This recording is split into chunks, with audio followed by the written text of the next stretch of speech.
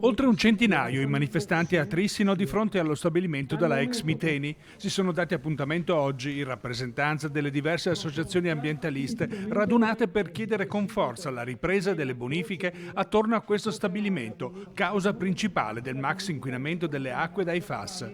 Sdraiati a terra a comporre un messaggio i genitori no FAS. Siamo seduti in questo posto di fronte alla Miteni e abbiamo fatto la scritta bonifica subito, perché è ora di fare la bonifica su questo sito ormai inquinato da anni e speriamo che qualche coscienza si muova. Mancherebbe la caratterizzazione completa dell'area. Dei 7.000 carotaggi promessi ne sarebbero stati eseguiti solo l'1,2%. Inoltre sarebbero state scoperte nuove vasche contenenti liquidi inquietanti non ancora identificati.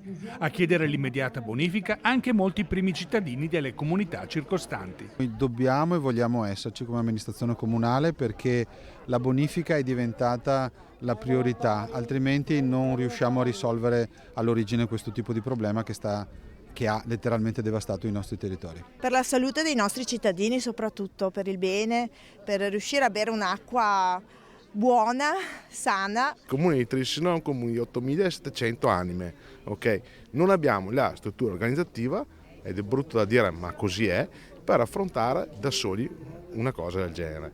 Con gli altri enti ci stiamo parlando, ma nelle prossime settimane è prevista anche da parte nostra delle azioni affinché veramente prendiamo, come si può dire, il toro per le corna, perché siamo in un momento importante, cruciale di questa vicenda. A rafforzare il messaggio di richiesta le mamme no FAS, che hanno organizzato un presidio davanti al municipio di Trissino, sotto la sede della regione a Palazzo Balbi a Venezia e di fronte al Ministero dell'Ambiente a Roma. Al momento la bonifica non c'è una parziale messa in sicurezza del sito, per cui dopo 10 anni da quando è emerso il problema siamo, diciamo così, siamo ancora molto indietro, c'è ancora tanta strada da fare e bisogna che tutti si diano da fare, insomma.